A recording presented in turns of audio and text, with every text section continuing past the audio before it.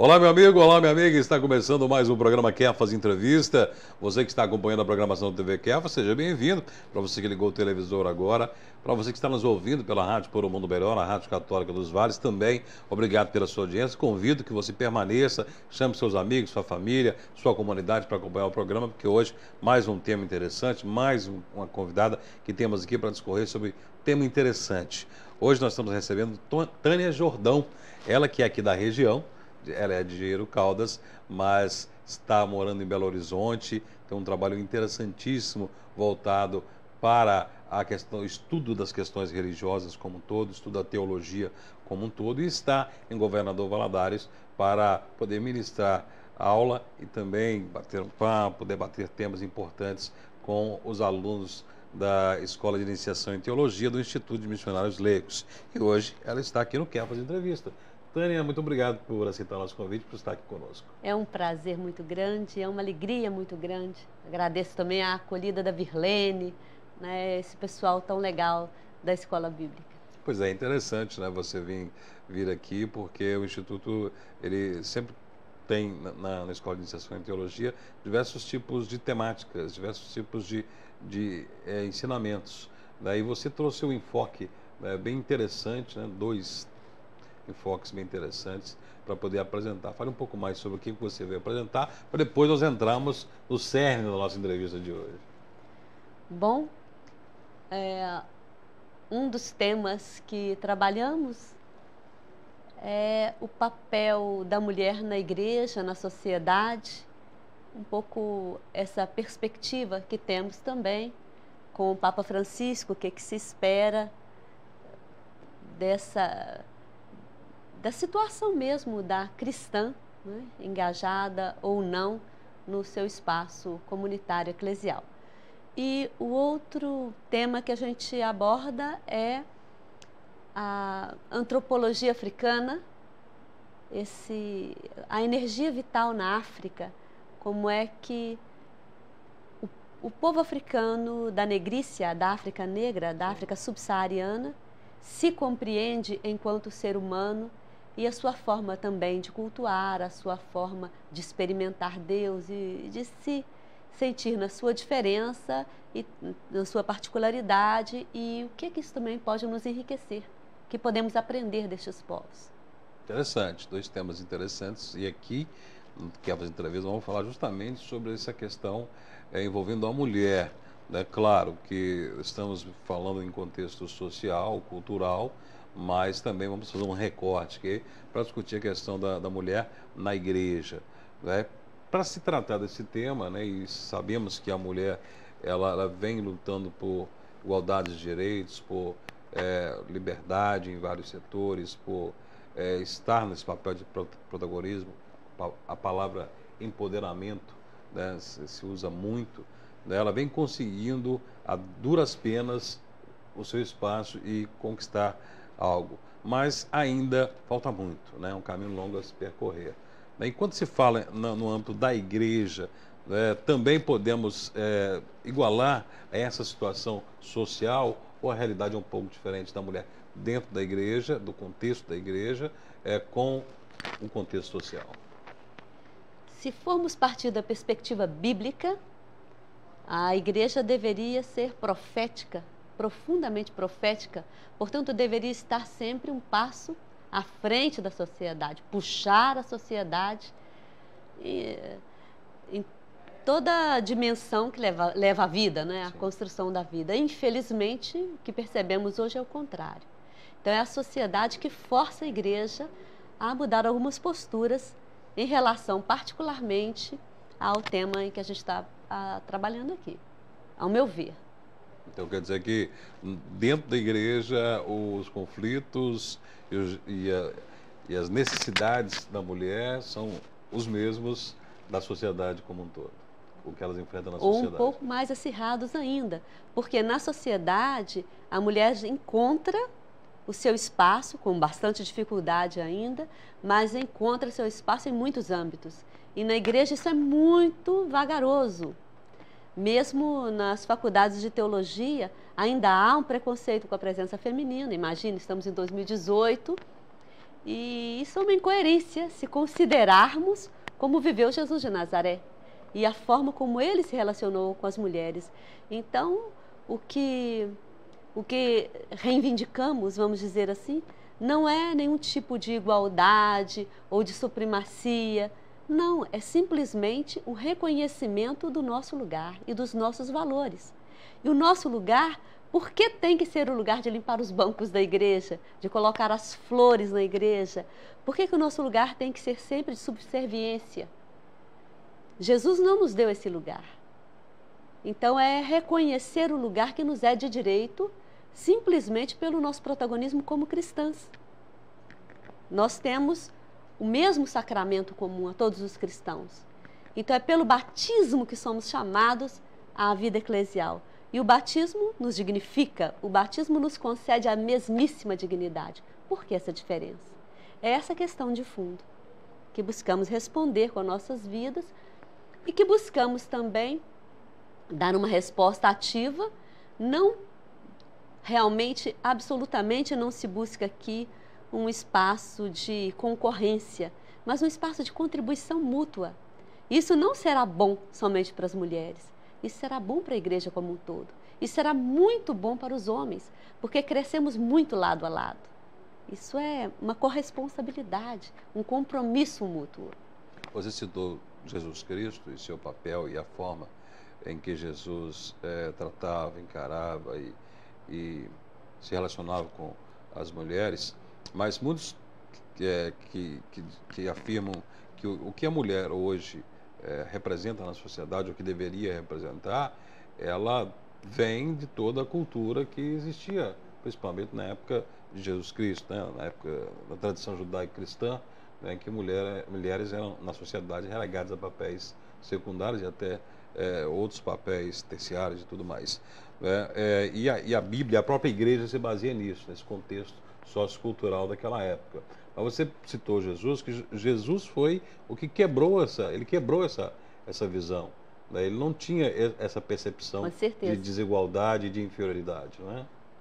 Sim, mas eu vou retomar um pouco o início da questão que você levanta em relação à cultura judaico-cristã. A meu ver, isso é muito mais amplo. Não se trata da cultura judaico-cristã, mas se trata de uma realidade mundial, universal, de todas as religiões. Que eu saiba, somente nas religiões africanas e em uma das religiões da Sibéria, a mulher pode assumir um papel de preponderância. E aqui no Brasil, nas religiões afro-brasileiras, a gente tem mãe de santo, pai de santo. Por quê? Por ser de raiz, de matriz africana. Sim. Com exceção dessas religiões, todas as demais, em quaisquer lugares em que se vá, são religiões marcadas, a palavra é essa, então me desculpe, mas pelo machismo mesmo, pelo patriarcalismo. Então, a ascendência do homem sobre a mulher, ela é dominante, ela é marcante, e a gente precisa se perguntar por quê. Então, muito antes de chegar na cultura mesmo ocidental, a cultura bíblica que nos lega essa forma de pensar que forja a nossa cultura e que é quebrada por Jesus de Nazaré, apesar de não ser quebrada depois pelos seus seguidores, mas no mundo inteiro isso acontece. Então a questão é por que isso acontece? Porque se não formos a raiz, vamos continuar, a meu ver, com uma luta um pouco estéril, que, sabe? E a minha pergunta é sempre pelas capacidades, mas seriam os homens assim tão mais inteligentes? Não vejo. Nem menos e nem mais. Quer dizer, há pessoas diferentes. Mas não é pelo gênero que isso se possa distinguir. Seria só pela força física? Isso também não explicaria. Então é por algo muito maior.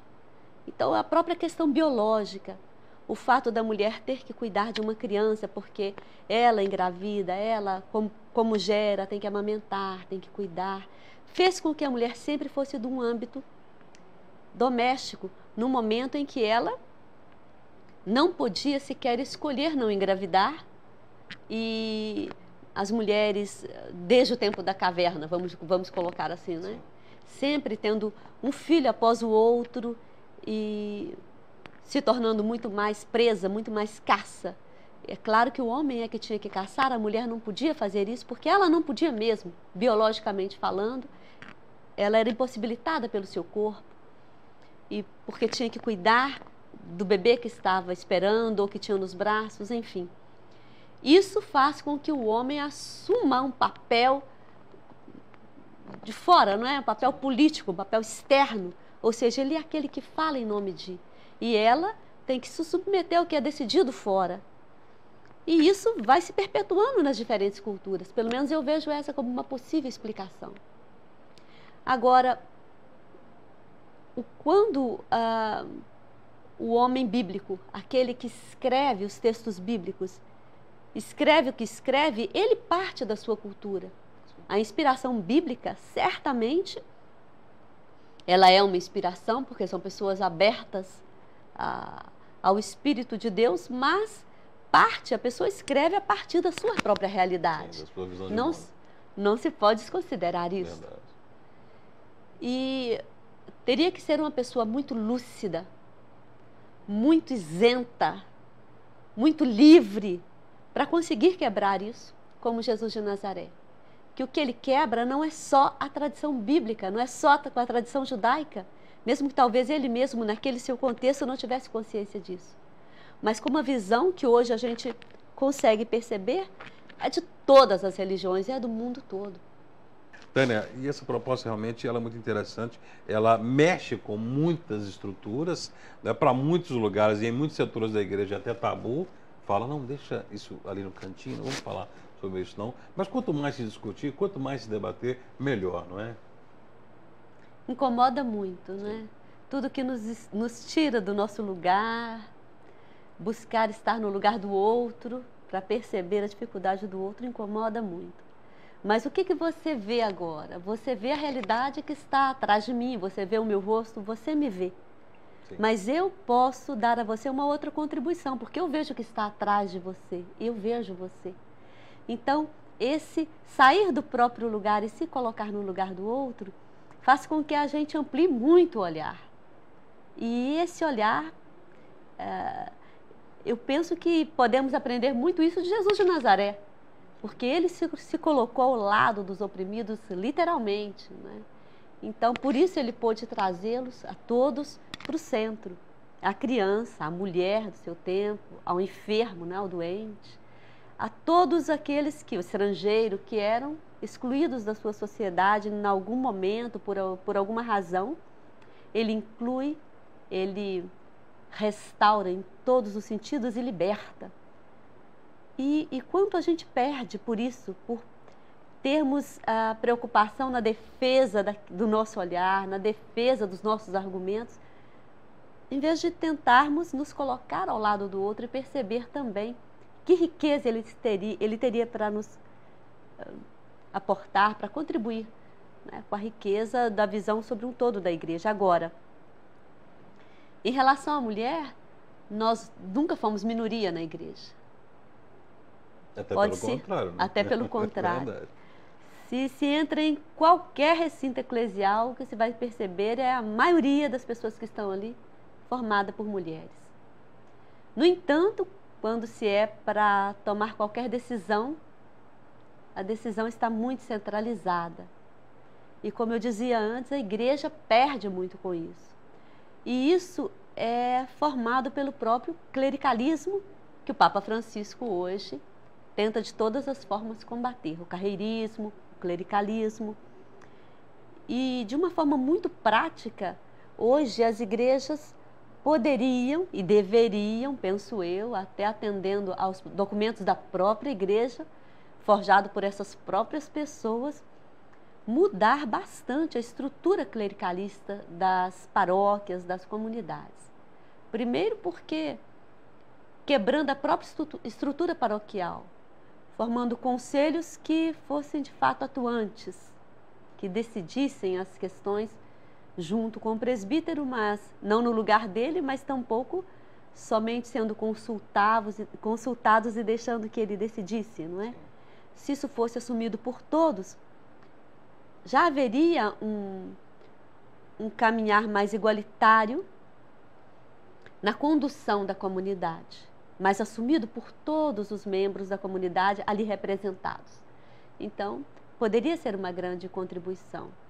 Outra grande contribuição que poderia se dar seria a própria, o que eu chamo de pastoral do reconhecimento. As pessoas serem conhecidas e reconhecidas. Quem é aquela pessoa que faz parte da minha comunidade? Como ela se chama? Qual é a sua vida? Qual é a sua família? A gente não se conhece. A gente conhece as pessoas do próprio grupo, né? Do próprio métier ali. A gente está com aqueles da minha pastoral. Então, por isso, as pessoas acabam se tornando donas de um pedaço e não partilhando, enquanto irmãos, o serviço comum e não acolhendo também aquele que chega, que eu não sei que contribuição pode nos dar. Então, toda essa modificação, toda essa mudança não passa somente pela aceitação e acolhida do feminino na igreja, mas do ser humano como um todo. Então, aqui, outra vez, não está em discussão a preponderância de um gênero sobre o outro, mas da acolhida e da aceitação das diferenças, de todas as diferenças, porque todas nos enriquecem enquanto cristãos. Né? E a gente vê que você citou o próprio Jesus de Nazaré, em todos os momentos em que há uma citação de algum relacionamento de Jesus e mulher, nunca há uma citação de uma relação de desigualdade da mulher enquanto ser inferior. Pelo contrário, era uma mulher que eram encaradas, marginalizadas, talvez, pela sociedade, que ocupavam papéis subalternos na sociedade, mas que Jesus as tratou como iguais.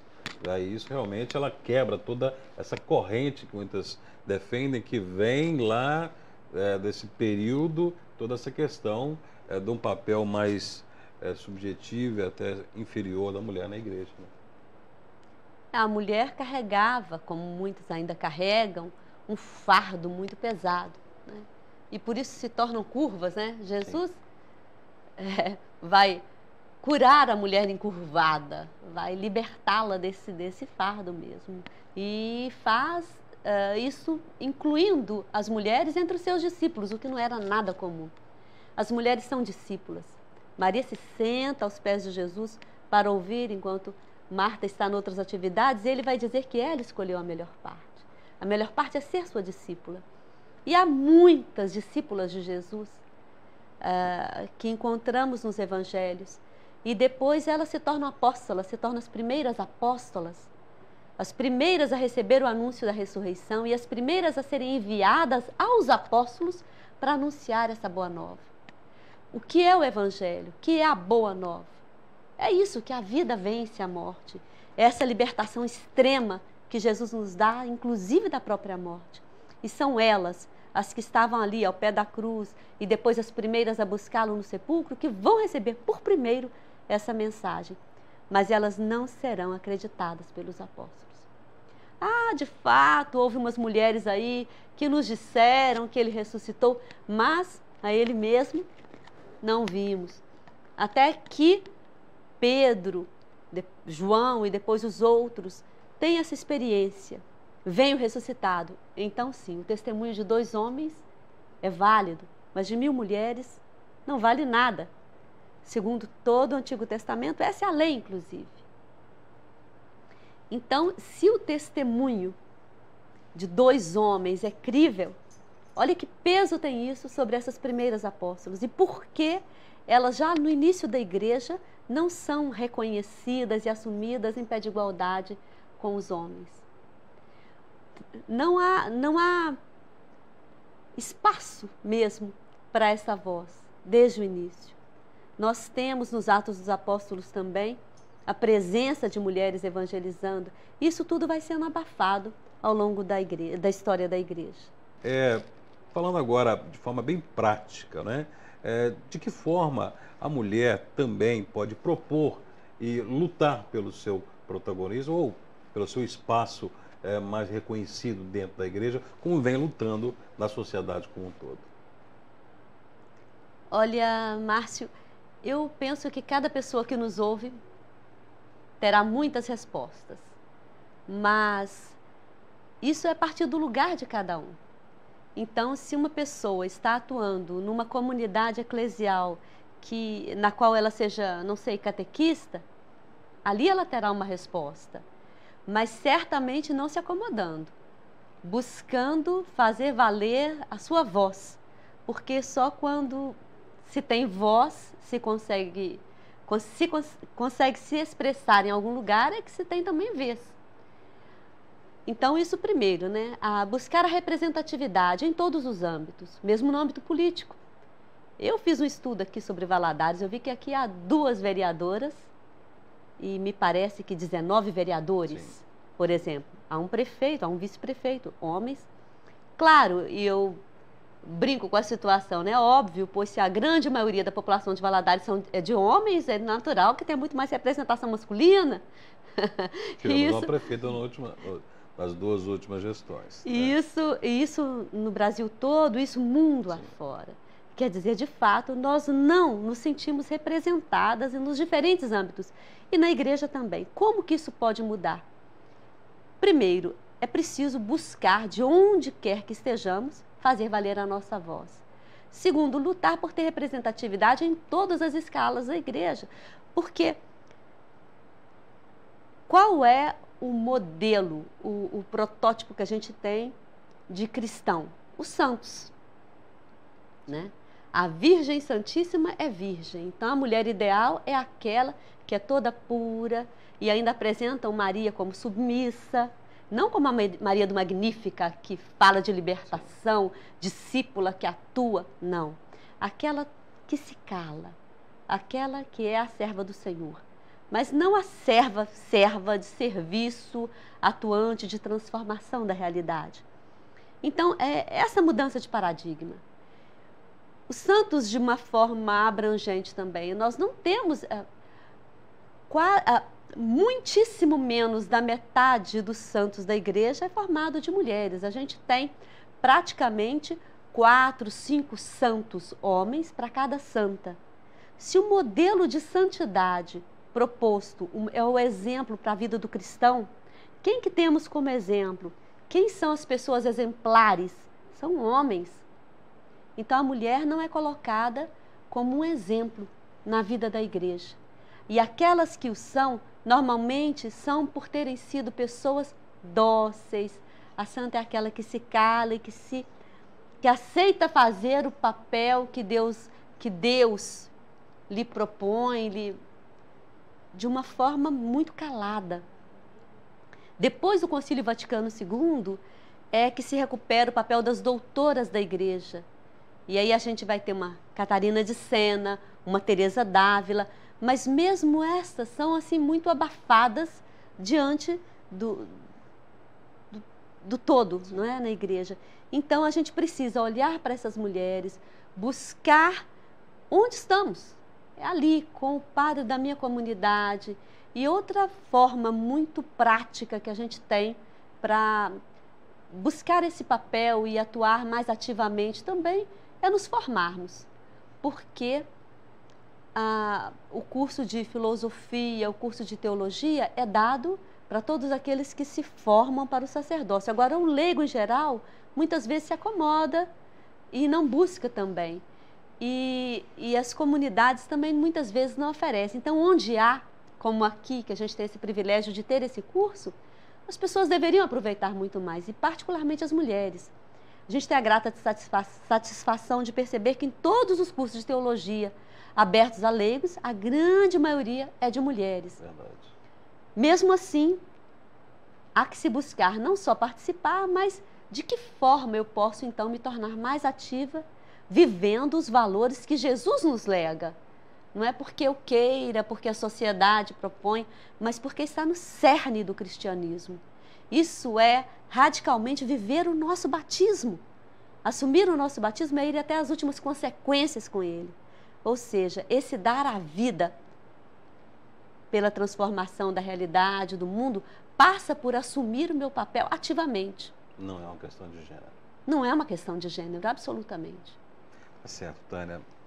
nosso tempo acabou. Gostaria de debater muito mais, com um tema rico, vivo, né? Mas vamos trazer sempre à baila esse assunto e trazer nas discussões. Você que está nos acompanhando, que faz parte de algum grupo, de algum movimento de igreja, leve essa discussão para a sua igreja, para a sua paróquia, né? Debata, não se conforme com esse papel que lhe é imposto pela sociedade, né? Assuma o seu papel de protagonismo, assuma o seu papel daquela que pode propor mais, porque a igreja precisa de todos nós, homens, mulheres. Vivemos momentos difíceis e se dentro da igreja houver essas divisões e desigualdades, o caminhar fica muito mais difícil.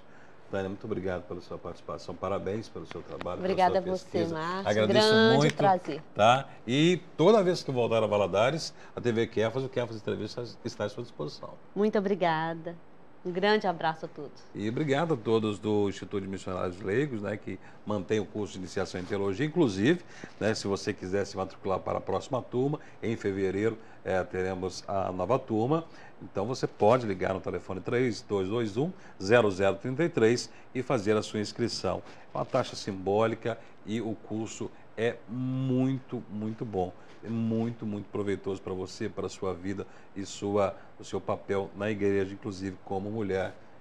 Tem até pessoas como a Tânia, que sempre vem para contribuir muito com o Instituto de Missionários Leigos e com o curso de iniciação em teologia. E a você que nos acompanhou, leve essa discussão até a sua comunidade, até a sua igreja, tá bom? Não se acomode. Obrigado pela sua audiência, até o próximo encontro, até o próximo Kefas Entrevista.